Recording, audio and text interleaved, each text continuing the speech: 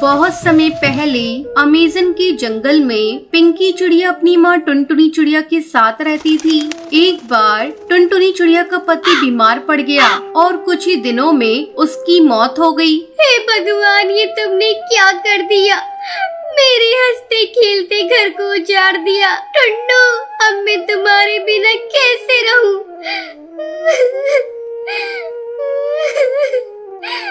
इतना कहकर टुनटुनी चिड़िया विलाप करने लगी। पास में बैठी पिंकी चिड़िया भी रो रही थी। इसी तरह कई दिन बीत गए। उनके घर का सारा राशन भी खत्म हो गया था। तब हिम्मत करके टुनटुनी चिड़िया भोजन की तलाश में जाती है। जाने से पहले वो अपनी बेटी पिंकी चिड़िया को समझाती है। बेटा, तुम घर से बाहर मत निकलना। मैं शाम तक भोजन लेकर लौटूंगी। तब तक तुम घोंसले के अंदर ही रहना। ठीक है माँ, मैं नहीं निकलूंगी।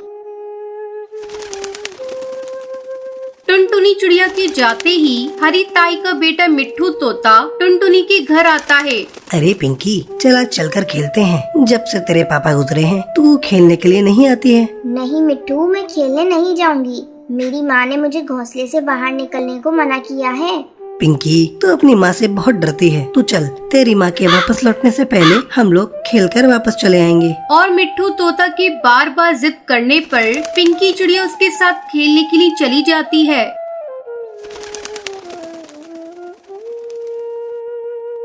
और अपनी माँ के घर वापस लौटने से पहले खेलकर अपने घोंसले में लौट आती है। शाम को, बेटा, आज तू घोंसले में अकेली थी। तुझे कोई परेशानी तो नहीं हुई? नहीं माँ, मुझे कोई परेशानी नहीं हुई। लाओ, मुझे भोजन दो। मुझे बहुत जोरों की भूख लगी है। टुनटुनी चिड़िया अपनी बेटी को भोजन देती है। अब रोज भोजन की तलाश में जाती। इधर पिंकी चिड़िया खेलने निकल पड़ती। एक दिन, माँ, तुम मुझे रोज रोज गेहूं के दाने खाने को देती हो। आज मैं इसे नहीं खाऊंगी। मुझे चने के दाने चाहिए। बेटा, आज तू ये गेहूं के दाने खा ले। कल से मैं तेरे लिए कहीं से चने के दाने लेकर आऊंगी। अगले दिन टुनटुनी चिड़िया कड़कनाथ सेठ के पास जाती है और उससे कहती है, सेठ जी, मुझे थोड़े से चने के दाने चाहिए। क्या आप मुझे चने के दाने दोगे? मेरी बेटी कई दिनों से चने के दाने खाने की जिद कर रही है। ठीक है, मैं तुम्हें चने के दाने दे सकता हूँ, पर इसके बदले में तुम्हें मेरे खेत को साफ करना होगा। लेकिन सेठ जी, इस खेत में तो कांटेदार झाड़ियाँ उगी हुई है। मैं इन्हें कैसे साफ करूँगी? सोच लो टुनटुनी बहन, अगर तुम इस खेत की सफाई करोगी तो ही मैं तुम्हें चने के दाने दूंगा। कुछ देर सोचकर टुनटुनी चिड़िया कहती है, ठीक है सेठ जी, मैं तैयार हूँ। मुझे चने के दाने दे दो। टुनटुनी, खेत की सफाई पूरी हो जाने पर ही मैं तुम्हें चने के दाने दूंगा। टुनटुनी चिड़िया दिन भर खेत की झाड़ियों की सफाई करती है। सफाई करते करते वो लहूलुहान हो जाती है। शाम को वो दाना लेकर घर लौटती है।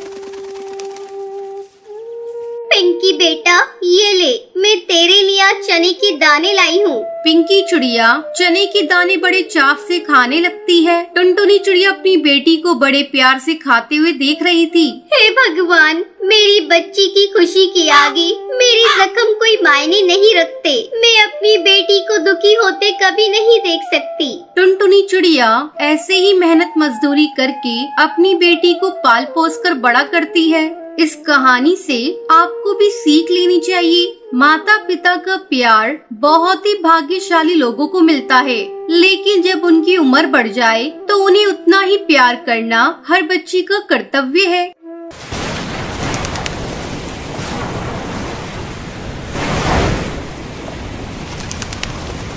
टुनटुनी अपने माँ बाप की इकलौती बेटी थी। उसके माँ बाप ने उसकी शादी बड़े ही धूमधाम से बंटी नाम के कबूतर से की थी। वो एक बहुत बड़ी कंपनी का मालिक था। टुनटुनी अपने ससुराल में बहुत खुश थी। अचानक एक दिन उसे खबर मिलती है कि बंटी की एक दुर्घटना में मौत हो चुकी है। बहू, किसका फोन है? अरे कुछ तो बोल बहू।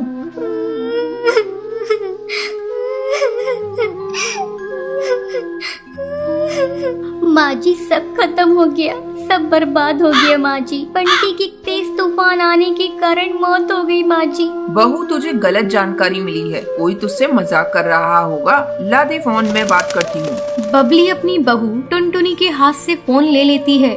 क्या बात है कालू, तूने बहू से क्या बोला है? आंटी जी, ये बात सच है, बंटी की मौत हो चुकी है। ये सुनकर बबली रोने लगती है। इसी तरह समय गुजरने लगता है। एक दिन बबली से मिलने उसकी बहन बेबो आती है। बहना, बंटी के बारे में सुनकर बहुत दुख हुआ। टुनटुनी बहू की अभी लंबी जिंदगी पड़ी हुई है। बंटी तो अब आ नहीं सकता। ऐसा कर तू बहू की दूसरी शादी कर दे। चाहती तो मैं भी यही हूँ बेबो, लेकिन मैं भी क्या करूँ? बहू तो तैयार ही नहीं हो रही है। जब जब मैं उससे दूसरी शादी की बात करती हूँ रोने लगती है। मैं क्या करूँ? मेरी समझ में कुछ भी नहीं आ रहा है। तू ही बहू को समझा। बेबो टुनटुनी की कमरे में जाती है। टुनटुनी कैसी है बेटा? अरे मौसी जी, आप कब आई? मैं अभी अभी आई हूँ बेटा। मैं अभी आपके लिए फ्रूट काट कर ला रही हूँ मौसी जी।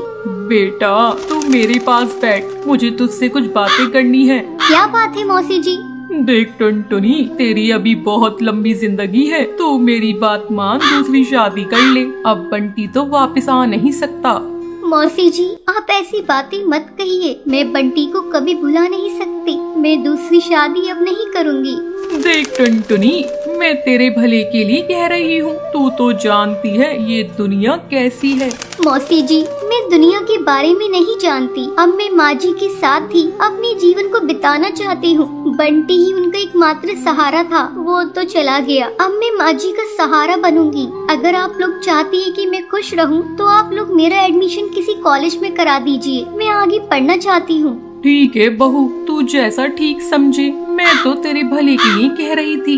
मैं अभी बबली से कह देती हूँ, वो तेरा एडमिशन कल ही किसी कॉलेज में करा देगी। अब टुनटुनी कॉलेज जाने लगती है। एक दिन वो नोट्स लेने के लिए अपनी सहेली के घर जाती है। वहाँ उसकी मुलाकात उसकी सहेली के भाई से होती है। आप कौन है? आपको किससे काम है? मैं बुलबुल की सहेली टुनटुनी हूँ। मैं नोट्स लेने आई हूँ। बबली तो अभी घर पर नहीं है, मैं उसे बता दूंगा। वैसे आपका नाम क्या है? मेरा नाम टुनटुनी है। जब बुलबुल घर पर आती है, तब उसका भाई रॉकी उससे कहता है, बुलबुल, तुम्हारी सहेली टुनटुनी तुमसे नोट्स लेने आई थी। हाँ भैया, मैंने ही उसे घर पर बुलाया था ताकि तुम उसे देख लो और वो तुम्हें देख ले। बेचारी विधवा है और मैं उसे अपनी भाभी बनाना चाहती हूँ। कहो तुम्हारी क्या राय है? ठीक है बुलबुल, मैं टुनटुनी से शादी करने के लिए तैयार हूँ। बुलबुल अपने भाई का रिश्ता लेकर टुनटुनी के घर जाती है। आंटी जी, मैं टुनटुनी को अपनी भाभी बनाना चाहती हूँ। मेरे माँ बाप तो बचपन में ही गुजर गए हैं, इसलिए मैं अपने भाई का रिश्ता लेकर आई हूँ। बेटा मैं भी यही चाहती हूँ, लेकिन टुनटुनी तो शादी के लिए तैयार ही नहीं है। बस आंटी जी, आप हाँ कह दीजिए, मैं टुनटुनी को मना लूंगी। बुलबुल टुनटुनी को शादी करने के लिए बहुत मनाती है। आखिरकार टुनटुनी शादी करने के लिए मान जाती है। और एक दिन धूमधाम से टुनटुनी और रॉकी की शादी हो जाती है। टुनटुनी अपने ससुराल जाकर खुशी खुशी रहने लगती है।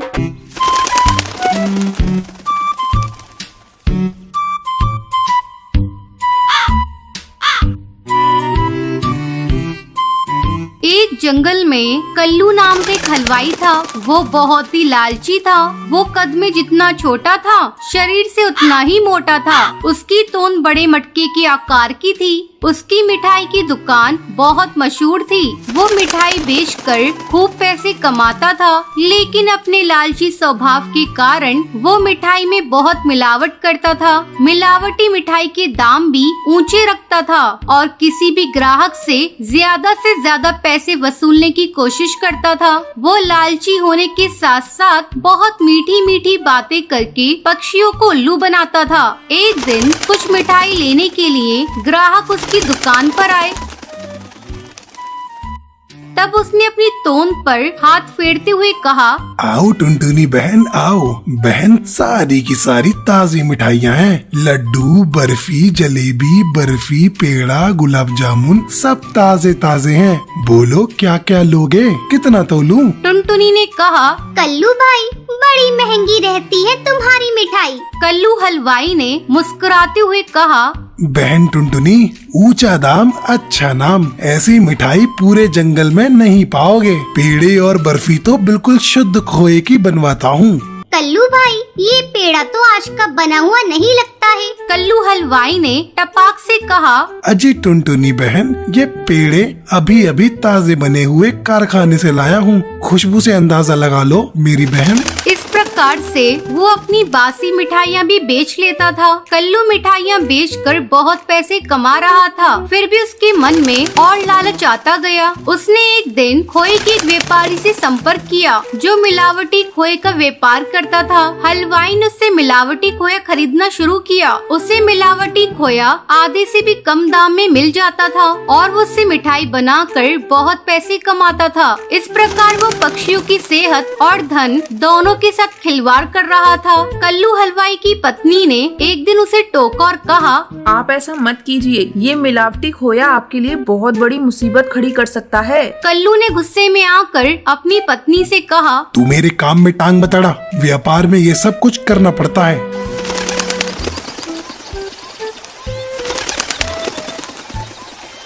एक दिन बहुत सारे ग्राहकों ने कल्लू की दुकान से बहुत सारी मिठाइयाँ खरीदी।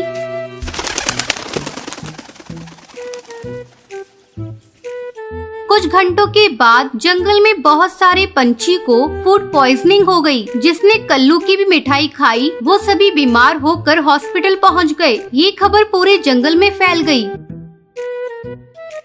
पुलिस कल्लू की दुकान पर पहुंच गई। थानेदार ने कल्लू से कहा, कल्लू, तुम्हारी मिठाई खाकर बहुत से लोग बीमार हो गए, तुम्हें हमारे साथ थाने चलना होगा। मेरी मिठाइयों में कोई दोष नहीं है, गर्मी बहुत पड़ रही है, जंगल का मौसम खराब है, आप मेरी मिठाई खा के तो देखिए। कल्लू धीरे से बुदबुदाया। आप कहें तो घर के लिए 2-4 किलो तोल दूं? थानेदार ने अपने सिपाहियों से कहा, मिठाइयों के सैंपल लो, जांच के लिए भेजना है और कालू को थाने ले चलो। कल्लू गिड़गिड़ाता रहा, लेकिन उसकी एक न चली। उसके लालच ने उसे सलाखों के पीछे भेज दिया। जैसी करनी वैसी भरनी, लालच बुरी बला है।